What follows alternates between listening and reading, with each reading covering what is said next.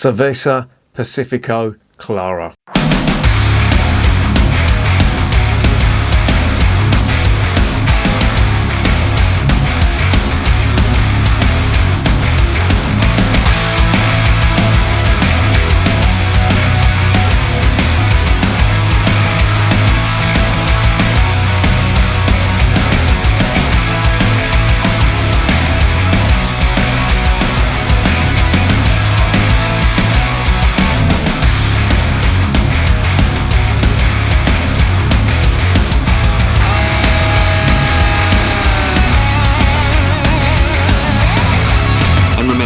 Life is too short to be drinking shitty beer. Welcome to another edition of Bands, Bikes and Booze Reviews. I don't even know why I'm doing this, but I'm doing this, as I always say in these videos, well not always, but in some cases, I am drinking this shit so you don't have to, right?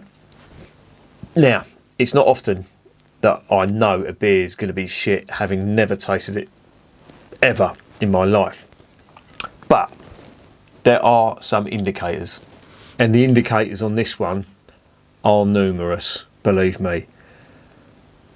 Let's start from the beginning, all right? This Pacifico brewery was founded in 1900 in Mexico. It's called Pacifico because where it's situated, it's on the Pacific coast, and I think it's in a port town.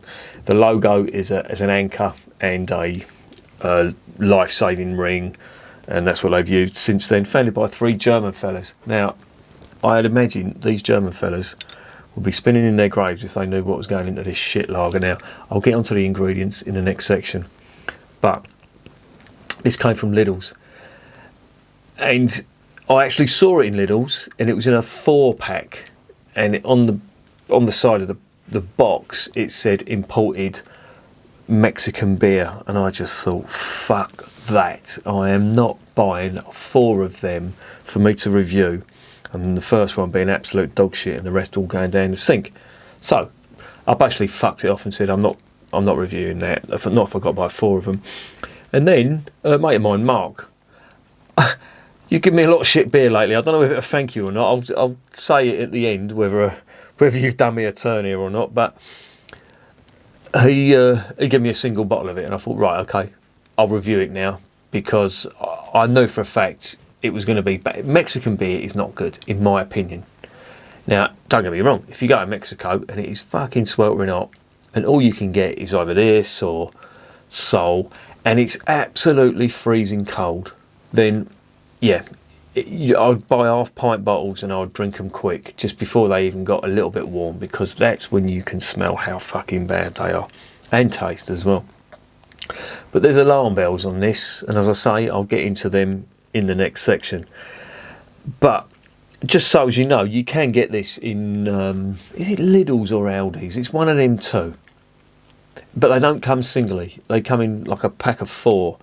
And I really didn't fancy it, because Mexican beer contains a lot of adjuncts. And these adjuncts, well, when you're putting these adjuncts in lager, you just think, well, this is going to be bad to start off with. And I can see why they do it. I'm not knocking them for it, because, you know, the climate and the geology and the landscape in these regions isn't the best for growing malt. And of course, malt is used for more important things than brewing beer when you can get it in these regions. So I can see why they've done it. But I don't care, your beer is fucking shit, alright? So let's stop gassing and let's get on to this beer. Right, it's a 355ml bottle, right? That immediately says this is brewed for obviously the Mexican market, but also the American market as well, because 355 millilitres is exactly a half pint, so that's why they've done that. Perfectly reasonable. Here's the alarm bells. Right, it contains rice, and that's not unusual. Budweiser contains rice. It contains genetically modified rice. Rice is really easy to grow in these humid, hot climates, and it will grow underwater as well, in fields, flooded fields, and yeah, you can get it in abundance in the Far East, and they put a lot of it in the beers over in the Far East. And they do it in American beers, some American light beers. It's mostly used for light beers. It's just a fermentable grain, but I don't like it in beers. But there's also corn in this as well, like corn syrup or some corn derivative, which is quite abundant in these regions as well. So where there's no malt, they've made up the grain bill with rice and maize or corn, if you like. In my experience, that doesn't make the lager taste good. Now, this has been imported. It's definitely been imported. And what's puzzling me is it's got a lot of the wording in German. And I'm thinking, if Germans are going to buy this beer, then they really don't know anything about their own heritage. Because why, if you was in Germany, you would be buying this ahead of some of the German stuff? I don't know. Now, I've been slagging this off since the get-go on this video, but as I always say, the proof is in the tasting. I'm willing to be proven wrong, and in fact, I'm hoping I'm going to be proved wrong, but if I'm not, prepare for a rant.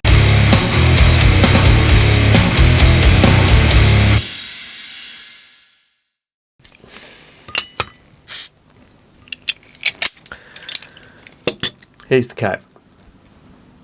Pacifico. Can you see that? Doesn't matter. Right, let's get it in the glass, see what's going on.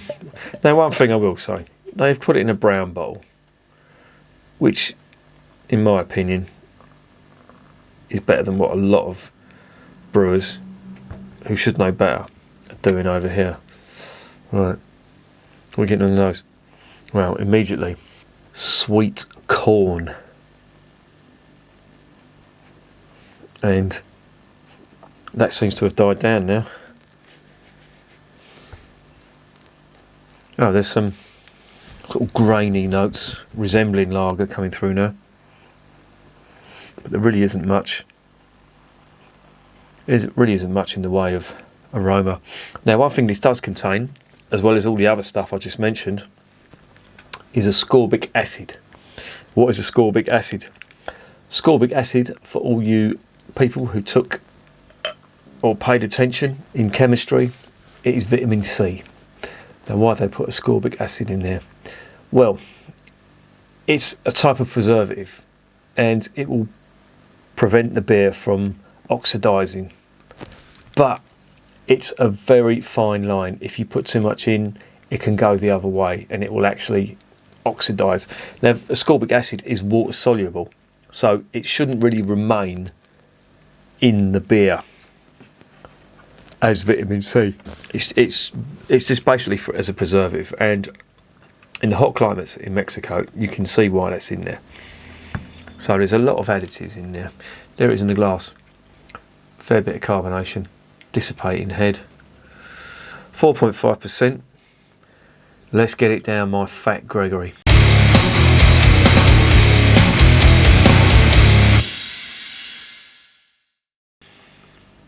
Cheers.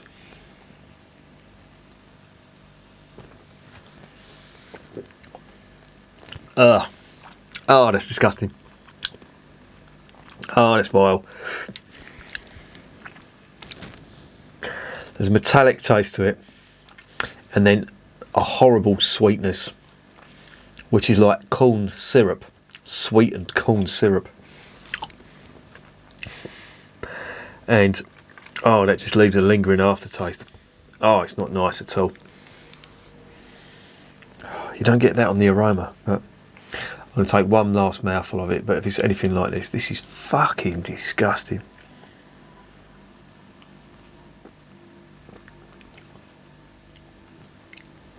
Oh, no, fuck off. There's even a little, if you can imagine it being sweet and sour at the same time. No, just fuck off. Oh, no. I was right, you know, and I think I know my beers, and I know what alarm bells to look for. And I know they've got constraints in Mexico with the crops and all that, but they must be serving this shit ice cold. because that is fucking vile. I'd rather not drink. I'd rather have some mineral water. You thought I was going to say I'd rather have some wine there. Fuck that. I'd rather drink this. If someone said to me, you've got to drink that or you've got to drink wine, I'd drink this, and I'd be holding my nose drinking it. Because it's disgusting. It's gassy. It's got a horrible metallic, sweet and sour flavour, if you can imagine that. The sweetness, you can tell that's coming from the, I don't know, it's like a sweet corn syrup. But there's a sourness to it, which I don't know whether it's coming from that metallic taste that's on there, but it isn't good. And who buys this? Mexican restaurants. I imagine this is what they sell in Mexican restaurants. That's why it's being imported. Now, I don't know about you, but I'm not a fan of Mexican food. I think it's a bit fucking shit. When you've got decent kebab shops over here, you've got Indian takeaways, you've got decent Indian restaurants, you've got Turkish kebab restaurants and stuff like that, and you've got British restaurants, you've got Italian restaurants. Why the fuck would you want to eat in a Mexican restaurant? There's nothing that, you know, people go on about fajitas and what's the other stuff? Burritos. I've had a burrito once. Fucking hell. No, I'm not. It sounds like I'm slagging Mexico off. I'm not. But this beer's shit. And I'm sorry if this is your national beer. No, I don't think it is the national beer, but it's one you can get over there. It's disgusting. That's as far as I'm going to go on that.